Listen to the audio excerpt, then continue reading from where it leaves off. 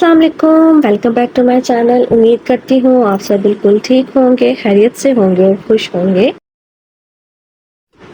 आज नाश्ता करने के बाद इस वक्त मैं किचन में आ गई थी और चूल्हे पे मैंने चढ़ा दिया था चिकन। उसमें मैं नमक, काली मिर्च और थोड़ा सा सिरका डाल के उसको थोड़ी देर के लिए रख दिया था, जब तक ये अच्छे से गल जाए। और साथ ही मैंने दूसरे चूल्हे पे चढ़ा दिए थे आलू बॉयल होने के लिए,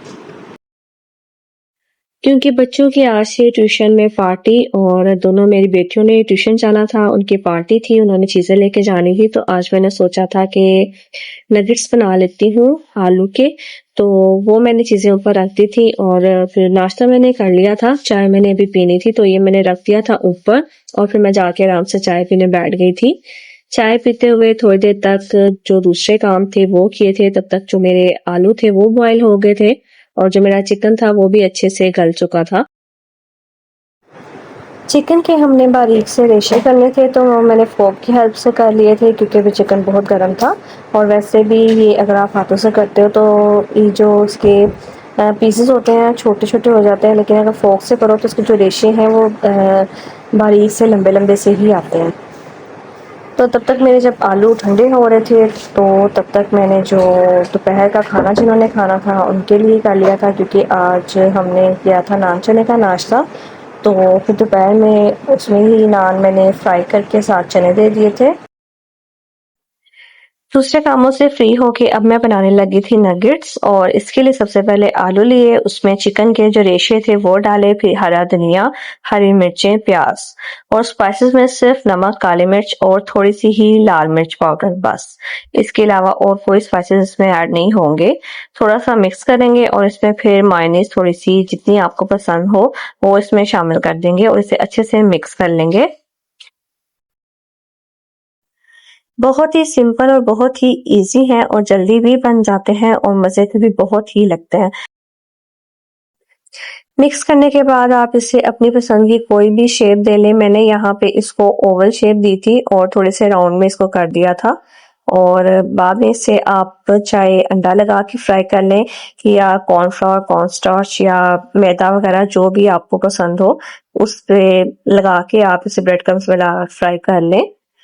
पहले तो मैंने इसमें अंडा और ब्रेड क्रम्स के साथ फ्राई किया था। अंडा फेंट के उसमें मैंने पहले उसका कोट किया, उसके बाद ब्रेड क्रम्स का कोट किया था और बाद में जो मैंने दूसरे फ्राई किए थे उसमें मैंने कॉर्नफ्लोर का जो मिक्सर था उसमें मैंने इसको फ्राई किए थे, क्योंकि अंडा लगाने से ये इतने क्रिस्पी नहीं होते। अगर आप कॉर्न स्टार्च, कॉर्नफ्लोर या मैदा वगैरह लगा के इसको फ्राई करते हो तो उससे ज़्यादा ये क्रिस्पी बनते हैं और हार्ड भी बन जाते हैं। इसके ऊपर जो इसकी लेयर है वो अच्छे से थिक हो जाती है। अंडा अगर आप लगाते हो तो उससे जो इसकी लेयर है वो ज़्यादा थिक नहीं होती और ये थोड़े सॉफ्ट ही रहते हैं। थोड़े से तो पहले मैंने ऐसे ही फ्राई किए थे लेकिन वो मुझे सॉफ्ट लग रहे थे, तो फिर मैंने जो आधे फ्राई कर चुकी थी तो उसके बाद फिर मैंने कॉर्नस्टार्च लिया था 2 टेबलस्पून और उसको थोड़ा सा बारीक सा उसका मैंने पेस्ट बना लिया था। बाकी के जितने भी नगेट्स थे फिर वो मैंने कॉर्नफ्लोर में ही डिप करके उसको फ्राई किया था और ये बहुत ही क्रिस्पी और हार्ड बने थे दूसरे नगेट्स की निस्बत। अभी मैं ये फ्राई कर ही रही थी और मेरे बच्चों के ट्यूशन का टाइम हो चुका था, लेकिन मेरे बेटे को भूख लग गई थी, उसके एकेडमी का भी टाइम हो गया था, तो साथ ही मैंने उसके लिए रोटी भी बना दी थी। तो रोटी बनाने का कोई फायदा तो नहीं हुआ था क्योंकि वो थोड़ी सी ही खा के चला गया था, सारी उसने रोटी खाई भी नहीं थी। बेटियां मेरी तब तक तैयार हो रही थी और मैं तब तक ये जल्दी से बना के मैंने कहा था उनको दे के फ्री करूं, क्योंकि अभी मुझे रात के खाने के लिए भी सालन बनाना था। तो पहले मैंने कहा था उनको भेज के फ्री करके उसके बाद ही मैं थोड़ा सा रेस्ट करूंगी और फिर बनाऊंगी।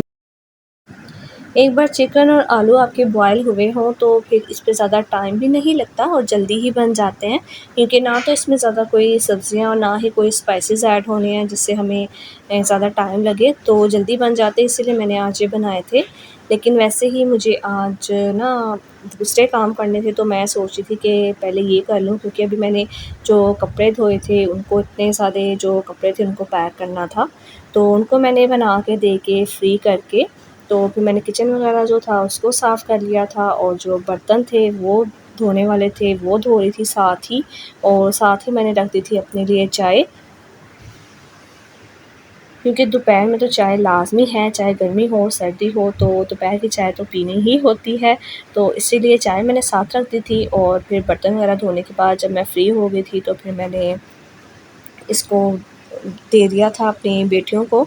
और वैसे तो मुझे कोई टिफ़िन मिल नहीं रहा था पहले, और उसके बाद फिर मैंने आ जाके इनके लंच बॉक्स में ही मैंने डाल दिया था।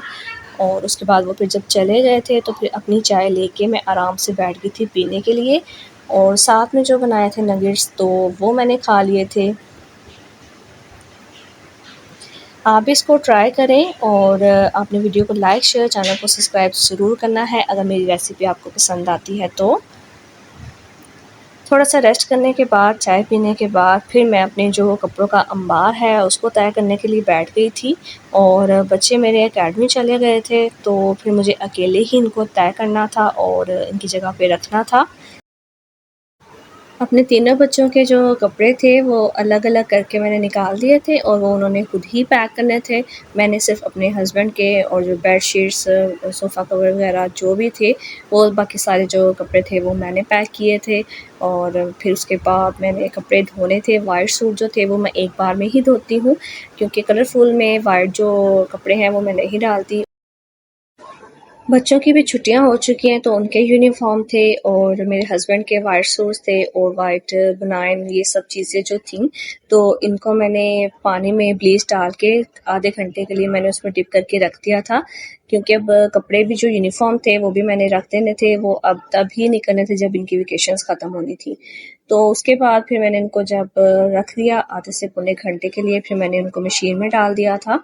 और फिर मशीन में डालने के बाद उनको मैंने जिस तरह आम कपड़े धोते हैं वैसे ही टाइमिंग लगा दी थी, सेट कर दी थी और वो खुद ही धुल गए थे। तो फिर मैं आ गई थी किचन में और आज हमने बनाने थे करेले, प्याज करेले। और वो तो जल्दी ही बन जाने थे क्योंकि जो करेले वो कल ही काट के उनको फ्राई करके रख लिया था। आज सिर्फ मसाला हल्का सा भुना था और उसमें करेले डाल दिए थे मैंने। करेले मेरे दम पे थे तब तक मैंने आटा गूंद लिया था। इसके बाद मैंने किचन को अच्छे से साफ कर लिया था, सारी जो उसकी तफसीली सफाई थी वो कर ली थी।